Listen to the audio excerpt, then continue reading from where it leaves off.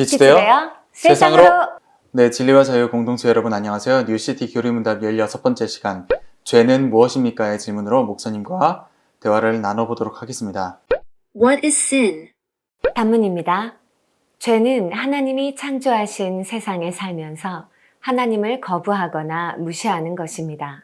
하나님과 상관없이 살면서 그분을 거스르고 하나님이 율법에서 요구하시는 대로 살지도 행하지도 않는 것입니다. 그 결과 우리는 죽음에 이르고 모든 피조물은 파괴되었습니다. Sin is rejecting or ignoring God and the world He created, not being or doing what He requires in His law. 요한일서 3장 4절 말씀, 죄를 짓는 자마다 불법을 행하나니 죄는 불법이라. 아멘. 목사님, 오늘은 죄란 무엇인가에 대해서 이야기하는군요. 근데 방금 읽은 본문 말씀 있잖아요. 사실 늘 들어도 구체적으로 무슨 뜻인지를 잘 모르겠어요. 죄는 불법이다. 사실 죄나 불법이나 같은 말 아닌가요? 네, 어떤 맥락에서 이처럼 표현하셨을까요? 자, 성경 원어적으로 죄를 가리키는 뜻의 단어들은 그 뜻이 허물, 반항, 불순종, 반역, 적대감, 그리고 불법 등등 여러 가지가 있습니다. 그런데 지금 이 신약성경 본문인 이 구절에서 이 죄라는 헬라어는 하마르티아, 즉 히브리어에서 하타라는 죄를 가리키는 그 단어와 좀 가까운 개념인데요. 그 원래 뜻은 관역에 빗나가다 라는 뜻을 가졌어요. 즉 하나님의 기준에 부합하지 못하고 좀 미달되는 그런 상태를 가리킵니다. 신약에서는 어떤 행위 자체보다 우리 인간의 본성, 즉 하나님께 뭔가가 딱 맞춰지지 못하고 늘 이렇게 좀 부족한 우리 존재 자체를 의미하거나 가리키려고 할 때 자주 사용되는 단어입니다. 자, 그 뒤에 죄는 불법이다 에서 이 불법이라는 단어는 헬라어로 아노미아, 이 뜻은 법을 깨트림으로 법을 부인하는 것을 말해요. 자, 폴 워셔의 복음이란 책에 보면 이 부분을 이렇게 씁니다. 불법은 법이 없다라는 뜻인 헬라어 아노미아를 번역한 것이다.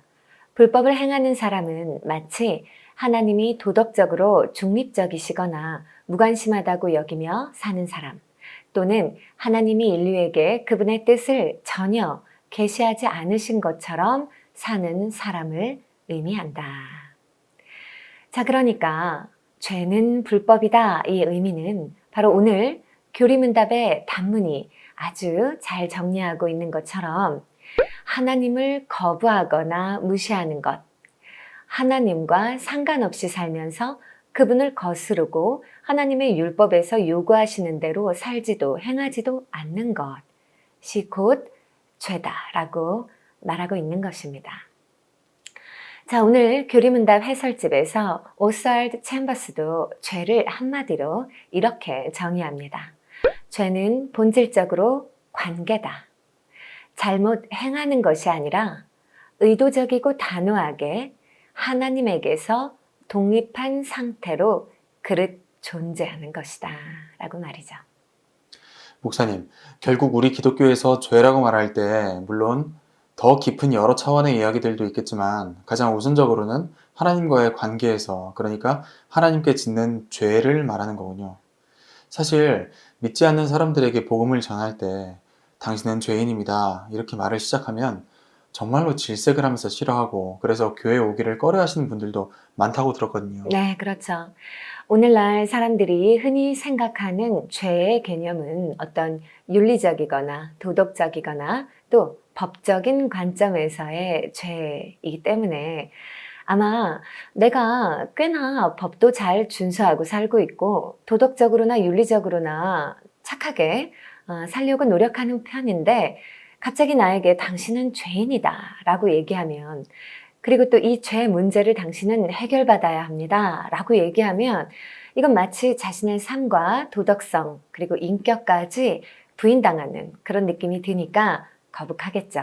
교회는 예로부터 지금까지 바로 이 죄의 문제를 말하기 때문에 그냥 세상 즐겁게 살고 하나님도 없다 하는 사람들이 교회를 정말 우울한 곳으로 여길 수밖에 없겠어요. 그래서 오늘날 많은 교회들이 이런 사람들의 비위를 맞추고자 더 이상 이 죄를 말하지 않으려고 하죠. 그러나 하나님 앞에서 죄를 말하지 않고 더불어 우리가 죄인임을 알려주지 않는 것은 더 이상 교회가 아닙니다. 그것은 복음에서 빗나간 것이기 때문이죠. 자, 오늘 단문을 보십시오. 죄는 하나님이 창조하신 세상에 살면서 하나님을 거부하거나 무시하는 것이라고 말합니다. 이것은 마치 오늘 해설집에 존 린이 이런 비유를 들어서 설명하시는데, 자, 이것과 같아요. 지구에 살면서 중력을 믿지 않는다라고 말하는 것과 같다는 것이죠. 중력이란 건 없어. 눈에 보이지 않으니까. 난 중력 따위에 영향받고 살고 싶지 않아. 내 마음대로 공중에도 떠다니고 싶고 낭떠러지 위도 걸어다니고 싶어. 솔직히 중력이라는 게 내가 살 때 나한테 뭐가 그렇게 피부로 다가와? 나에게 무슨 영향력이 있겠어? 난 그냥 중력 없이 살기로 내가 결단하면 그만이야.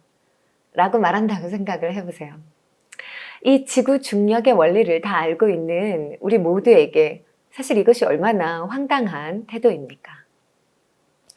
우리는 모두 하나님이 창조하신 세상에 살고 있습니다.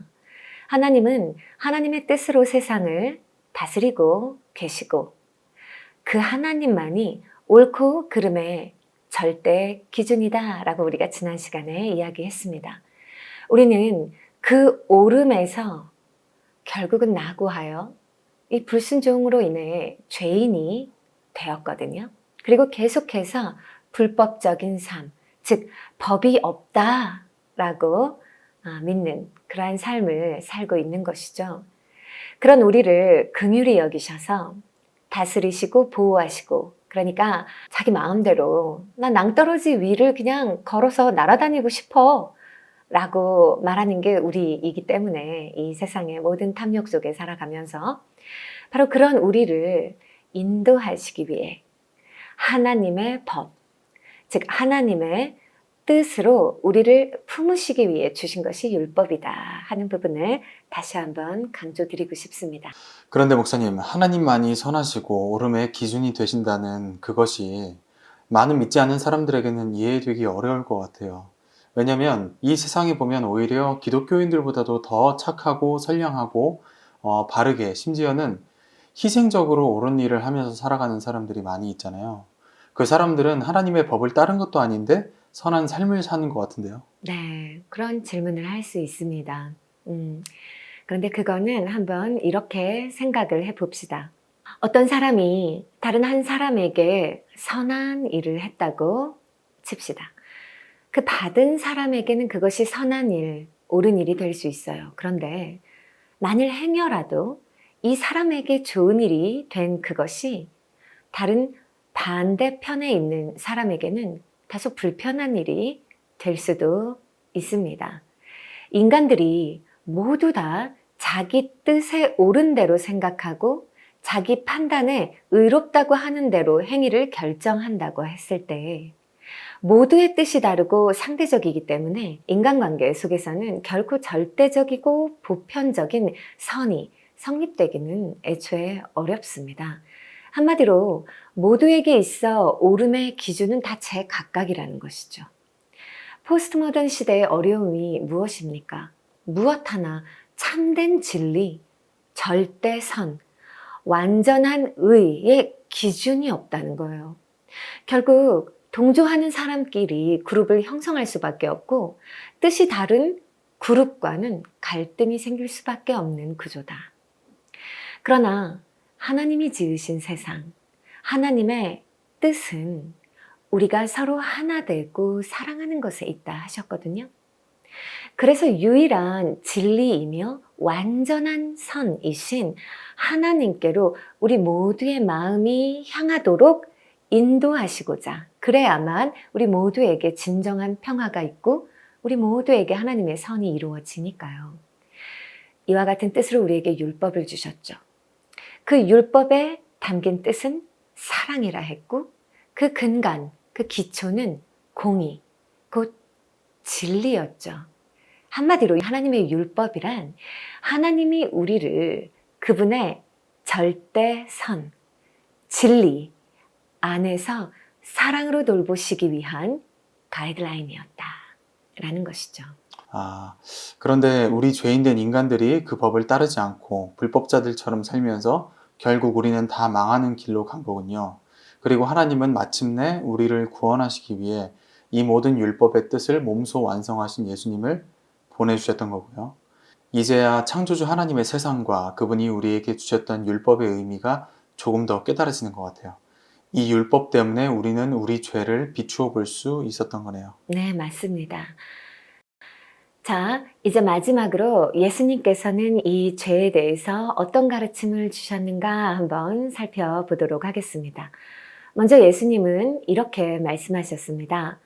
죄에 대하여라 함은 저희가 나를 믿지 아니함이요. 자, 즉 예수님을 믿지 않는 것, 그것이 죄다라고 예수님이 말씀하십니다.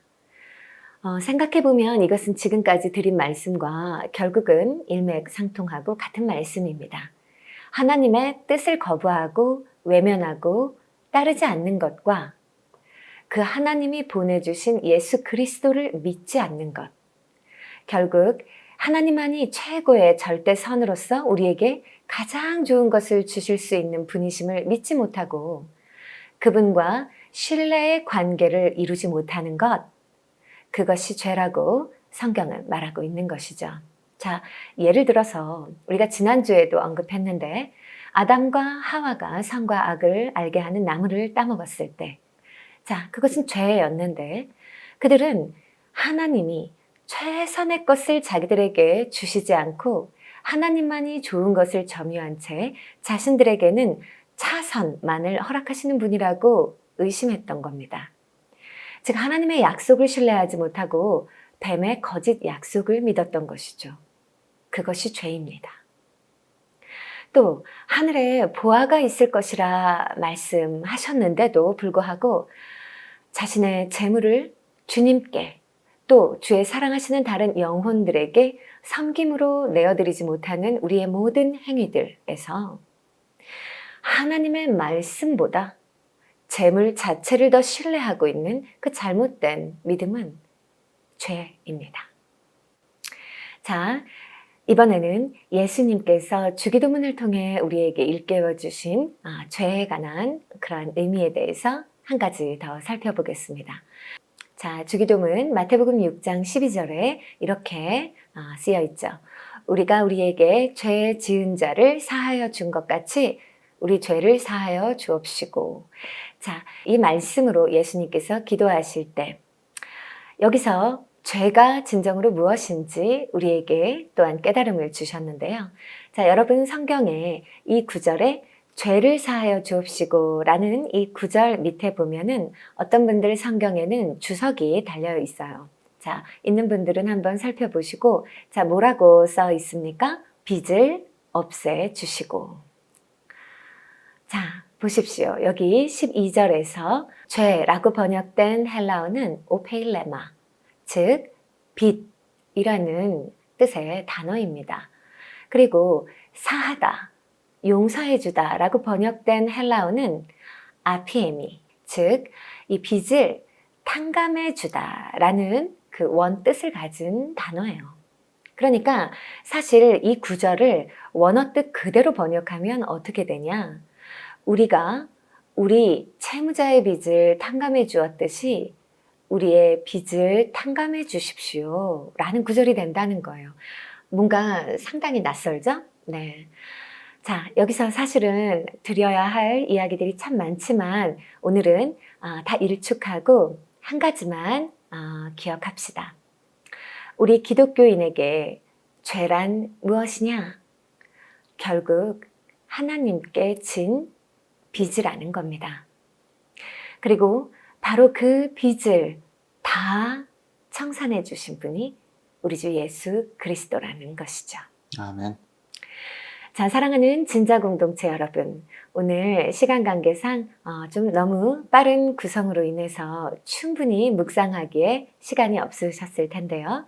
자, 시청 후에 천천히 오늘 교리문답 암송하시면서 오늘 강의 영상은 다시 한번 들어보시기 바랍니다. 각자의 마음에 죄가 깨달아지고 참된 회개의 은혜를 경험하게 되시기를 바랍니다. 축복합니다. 빛이 되어 세상으로